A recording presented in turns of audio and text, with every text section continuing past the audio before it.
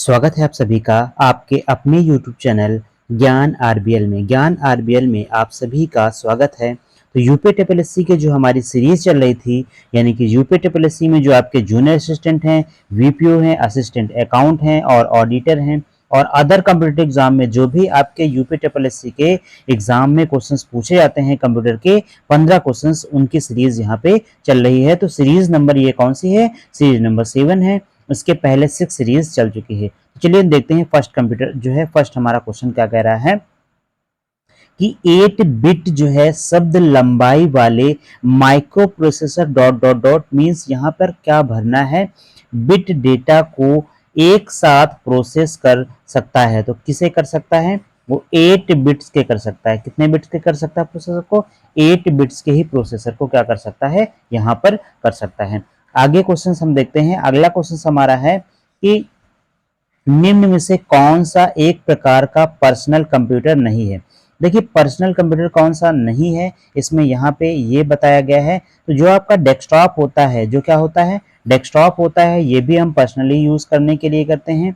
और यहाँ पे जो आपका कॉमटॉप है, ये भी आपका पर्सनली यूज करने वाला कंप्यूटर है। और जो लैपटॉप है, ये भी आपका पर्सनल यूज करने वाला आपका कंप्यूटर है। लेकिन यहाँ पे मेन फ्रेम जो कंप्यूटर है, वो आपका पर्सनल यूज करने वाला कंप्यूटर नहीं है। अगर हम टाइप्स ऑफ कंप्यूटर की बात करें तो कंप्यूटर को यहाँ पे 4 कैटेगरी में साइज के अकॉर्डिंग बांटे गए हैं। साइज के अकॉर्डिंग कितने? 4 बांटे गए हैं। पहला आपका क्या आ जाता है? यहाँ पे माइक्रो आ जाता है। क्या आ जाता है? माइक्रो। और फिर इसके बाद मिनी आ जाता है, और फिर आपका मेन फ्रेम आता है। क्या आता है? मेन और फ्रेम आता है। मेन फ्रेम के बाद यहाँ पे आपका आता है सुपर कंप्यूटर। क्या आता है? Super computer. सुपर कंप्यूटर जो होता है वो चौथे नंबर पर आता है, और ये सबसे फास्ट कंप्यूटर होता है, और सबसे फास्ट के साथ साथ में सबसे महंगा भी होता है। अगर हम पर्सनल कंप्यूटर की बात करें तो सारे के सारे पर्सनल कंप्यूटर जो होते हैं वो माइक्रो कंप्यूटर के अंदर आते हैं। तो यहाँ पे आप देख रहे होंगे option number A, option number C, option number D जो है वो आपके माइक्रो कंप्यूटर के अंदर आ रहे हैं। और मेन फ्रेम आपका क्या होता है? एक कंप्यूटर होता है, जो कि एक बड़े साइज का क्या होता है? कंप्यूटर होता है। यहाँ पे जो पर्सनल कंप्यूटर आपका नहीं होगा वो क्या हो जाएगा? मेन फ्रेम कंप्यूटर हो जाएगा। अगला क्वेश्चन हमारा आता है। तो अगला क्वेश्चन हमारा निम्नलिखित में से किसका मोबाइल सिस्टम में जो है प्रयुक्त यानी कि प्रमुख महत्व है? प्रमुख महत्व है, तो कौन सी चीज का जो है महत्व है? तो यहाँ पे आपको राइट आंसर बताना है। देखिए, यहाँ पे अगर हम बात करें तो जो आपका डेटा सिक्योरिटी होगा, यहाँ पे क्या होता है? डेटा सिक्योरिटी होता है। मेन डेटा की जो सुरक्षा होता है वो इसका मेन पार्ट होता है। जो आपका मोबाइल फोन होता है उसका मेन पार्ट होता है डेटा को सुरक्षित रखना। अगला क्वेश्चन हमारा आता है। यहाँ पे कह रहा है कि प्रोलोग जो है स्रोत फाइलों का एक्सटेंशन क्या होता है? जो आपका प्रोलोग होता है, प्रोलोग क्या है? हाई लेवल लैंग्वेज है। हाई लेवल लैंग्वेज आपका प्रोलोग है, और प्रोलोग का यहाँ पे एक्सटेंशन नेम पूछा गया है। अब देखिए, आप लोगों को हम बता दें कि एक्सटेंशन क्या होता है। ठीक, एक्सटेंशन क्या होता है? अगर कोई फाइल है, अगर क्या है? कोई फाइल है, हर एक फाइल का क्या होता है? एक्सटेंशन नेम होता है। तो फाइल को हम यहाँ पे 2 कैटेगरी में डिवाइड करते हैं। फाइल को कितने कैटेगरी में? 2। तो पहला होता है फाइल नेम होता है। पहला क्या होता है? फाइल नेम होता है। अगर हम बात करें फाइल का नेम, फाइल नेम या फिर यूजर नेम, यहाँ पे हम जैसे मान लीजिए हमने दे दिया किसी फाइल का नाम ABC दे दिया। क्या दे दिया? ABC। लेकिन इस फाइल को हमने वर्ड पे बनाया। किस पे बनाया? वर्ड पे। तो वर्ड पे जैसे ही फाइल को बनाएंगे .doc अपने आप से यानी कि ऑटोमेटिकली .docx लग जाएगा। तो जो हमारा ये हो जाएगा, इसको हम क्या बोलेंगे? फाइल नेम बोलेंगे। और .doc जो है आपका x है, वो क्या हो जाएगा? यहाँ पे फाइल का एक्सटेंशन हो जाएगा। तो मतलब यहाँ पे एक्सटेंशन नेम हो जाता है। एक क्या होता है? एक्सटेंशन नेम हो जाता है, जो फाइल के लास्ट में लगाया जाता है। तो यहाँ पे आपका राइट आंसर क्या हो जाएगा? PL हो जाएगा। .pl इसका एक्सटेंशन नेम हो जाएगा प्रोलोग का। अगला क्वेश्चन हमारा आता है कि USB 2.0 तकनीक यानी कि टेक्नोलॉजी का रा यूपुट क्या होता है? तो इसका जो रा टेक्निकल का होता है वो आपका होता है 480 Mbps। इसकी जो स्पीड होती है वो क्या होती है? 480 Mbps मतलब होता है मेगाबाइट पर सेकेंड। क्या होता है? मेगाबाइट पर सेकेंड। ये जो आपको आउटपुट देता है, ये क्या होता है? आउटपुट जो देता है वो कितने के देते हैं, 480 Mbps मीन्स क्या होता है, मेगाबाइट पर सेकंड होता है। तो राइट आंसर इसका क्या हो जाएगा, ऑप्शन नंबर ए इसका राइट आंसर हो जाएगा। अगला क्वेश्चन हमारा है कि कंप्यूटिंग सेवाएं जैसे डेटा स्टोरेज, जैसे क्या, डेटा स्टोरेज सर्वर और इंटरनेट पर डेटाबेस के वितरण को किस रूप में जाना जाता है। तो यहाँ पे सीड कंप्यूटर लिखा हुआ है, एडवांस कंप्यूटिंग लिखा हुआ है, स्मार्ट कंप्यूटिंग लिखा हुआ है, क्लाउड कंप्यूटिंग लिखा हुआ है। तो देखिए जब हम डेटा को सर्वर पर स्टोर करते हैं, कहाँ पे स्टोर करते हैं, डेटा को हम सर्वर पर स्टोर करते हैं, तो उसलिए हम क्लाउड कंप्यूटिंग के नाम से जानते हैं। किसके नाम से, क्लाउड कंप्यूटिंग के नाम से जानते हैं। डेटा को हम सर्वर पर या फिर होस्ट पे या फिर किसी डेटाबेस को इंटरनेट पर हम स्टोर करते हैं, तो उस प्रोसेस को हम क्या बोलते हैं, क्लाउड कंप्यूटिंग का मतलब ही होता है इंटरनेट पर डेटा को स्टोर करना। अगला क्वेश्चन हमारा है, अगला क्वेश्चन हमारा आता है कि आईसीटी क्या है। आईसीटी जो है वो क्या होता है, तो आईसी क्या होता है, आईसीटी क्या होता है, information and communication technology. Information and communication technology इसका क्या है, फुल फॉर्म होता है। तो इसका राइट आंसर ऑप्शन नंबर क्या हो जाएगा, बी हो जाएगा। अगला क्वेश्चन हमारा आता है, तो अगला क्वेश्चन हमारा FQND का फुल फॉर्म क्या होता है। तो इसका जो फुल फॉर्म होता है वो होता है full full qualified domain name. क्या होता है, फुली क्वालिफाइड डोमेन नेम होता है। क्या होता है, फुली क्वालिफाइड डोमेन नेम होता है। ऑप्शन नंबर क्या है यहाँ पर, बी है। ऑप्शन नंबर बी इसका क्या हो जाएगा, करेक्ट आंसर हो जाएगा।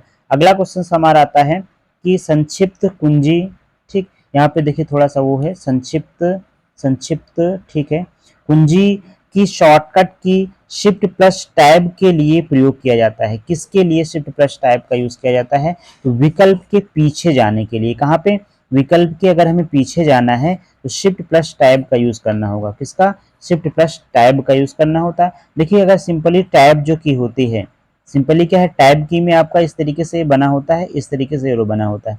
तो टैब का मेनली काम क्या होता है, किसी भी सेल में आगे जाने के लिए, या किसी रो, अगर रोज कॉलम बनाए हुए हैं तो उसमें आगे जाने के लिए। लेकिन अगर उसको पीछे जाना है, पीछे एक स्टेप जाना है, तो आपको क्या दबाना होगा, शिफ्ट का यूज करना होगा। किसका यूज करना होगा, शिफ्ट का यूज करना होगा। आगे क्वेश्चन हमारा है, तो इसका राइट आंसर ऑप्शन नंबर क्या हो जाएगा, डी हो जाएगा। इसके बाद कह रहा है कि हेडर फुटर, हेडर और फिटर डालने के लिए। देखिए फिटर मतलब होते हैं, फुटर होता है, क्या होता है, फुटर होता है। यहाँ पे फुटर होना चाहिए था, ठीक, कोई दिक्कत नहीं है, यहाँ पे फुटर, हेडर और फुटर। हेडर और फुटर को डालने के लिए किस मेनू पर हम जो है क्लिक करते हैं, यूज करते हैं। सबसे पहले हम हेडर का समझते हैं। हेडर क्या होता है आपका, ये क्या है, A4 साइज पेपर है। क्या है, A4 साइज पेपर है। इस पेपर में जो आपका सबसे ऊपर का पार्ट होता है बच्चों, इसे हम क्या बोलते हैं, तो इसे हेडर बोलते हैं। इसे क्या बोलते हैं, इस पार्ट को हेडर बोलते हैं। और इस पार्ट को हम क्या बोलते हैं, फुटर बोलते हैं। इस पार्ट को क्या बोलते हैं, फुटर। पेज के एंडिंग पॉइंट को हम फुटर बोलते हैं और पेज के स्टार्टिंग को हम क्या बोलते हैं, हेडर बोलते हैं। अगर हमने कुछ हेडर में लगा लिया, तो वो जो आपका पेज होगा, हर एक पेज में वो शो करेगा। जैसे हम यहाँ पे अगर बात करें, तो हमने इसको हेडर पे लगाया हुआ है बच्चों। कहाँ पे लगाया हुआ है, हेडर पे लगाया हुआ है। आप देख सकते हो कि ये हेडर में आपका हर एक पेज में आ रहा है। और ये हमने कहाँ पे लगाया हुआ है, तो इसको हमने पेज के फुटर पे लगाया हुआ है। हर एक पेज पे फुट पे आ रहा है। तो अब हमारा जो क्वेश्चन है, तो इसमें हम क्वेश्चन पूछा जा रहा है, हेडर और फुटर। हेडर फुटर को क्या कराना होता है, इंसर्ट कराना होता है। क्या कराना होता है, इंसर्ट कराना होता है। इसलिए ये किस मेनू में पाया जाएगा, इंसर्ट मेनू में पाया जाएगा। इसका right answer option number A is a correct answer हो जाएगा। अगला क्वेश्चन हमारा आता है, तो अगला क्वेश्चन हमारा है मेल मर्ज घटक। क्या होता है, मेल मर्ज। अब बच्चों ये क्वेश्चन बार बार हर एक सीरीज में देखने को मिलता है कि मेल मर्ज क्या होता है।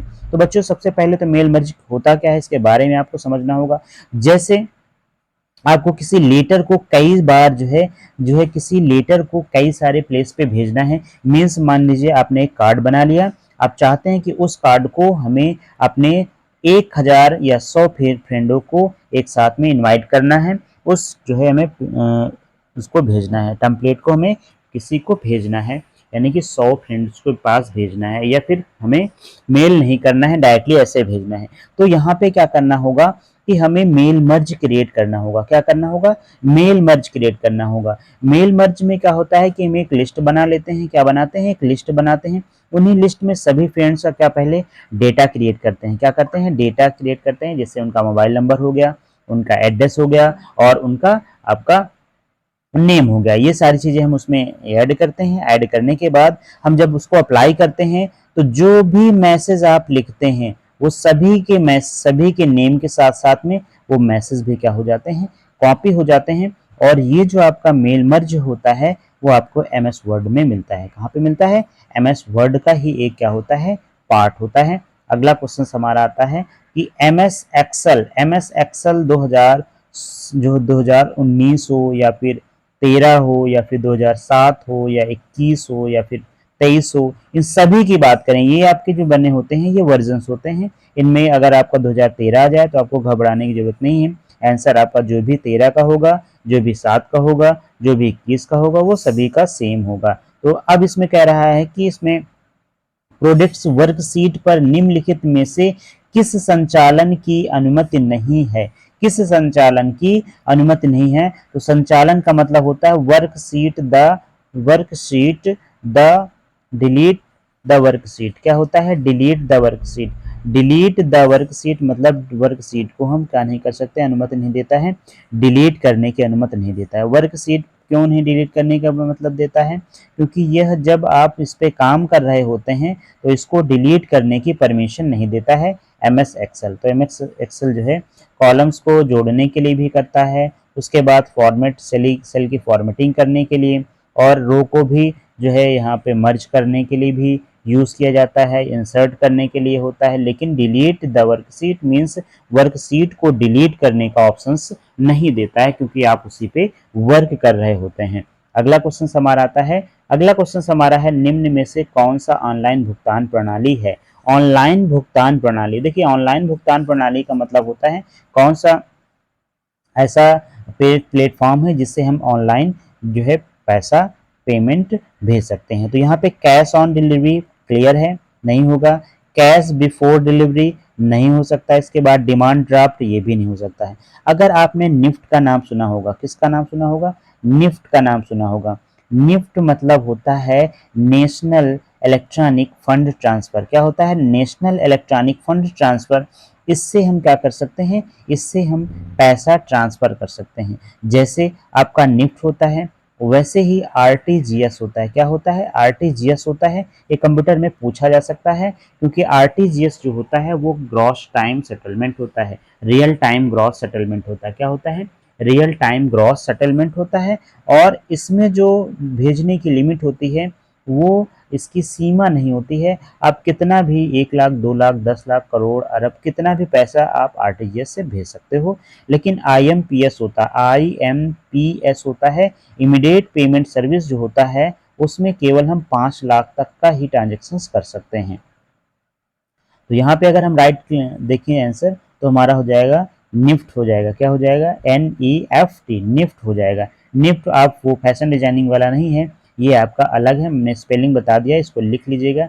NEFT क्या होता है? NEFT means national electronic fund transfer होता है। अगला हमारा है इसके बाद पॉम ऑपरेटिंग सिस्टम उदाहरण है। पॉम जो ऑपरेटिंग सिस्टम है वो किसका उदाहरण है? तो वो सिंगल यूजर और सिंगल टास्किंग का उदाहरण है। किसका है? सिंगल यूजर और सिंगल टास्किंग का उदाहरण है। ऑप्शन नंबर सी क्या हो जाएगा? इसका करेक्ट आंसर हो जाएगा। अगला क्वेश्चन देखते हैं। देखिए अगले क्वेश्चन की तरफ चलते हैं। तो ऑपरेटिंग सिस्टम से क्वेश्चन है, ऑपरेटिंग सिस्टम का कौन सा घटक कर्नेल हार्डवेयर के साथ जो है इंटरेक्ट करने के लिए यूजर इंटरफेस प्रदान करता है? तो देखिए जो आपका सबसे पहले तो हम कर्नेल की बात करें तो कर्नेल ऑपरेटिंग सिस्टम का एक मेन पार्ट होता है। कर्नेल जो होता है वो क्या होता है? ऑपरेटिंग सिस्टम का मेन पार्ट होता है। और ये जो कर्नेल होता है ये लाइनेक्स में पाया जाता है, जिसको आप लिनक्स के नाम से जानते हैं।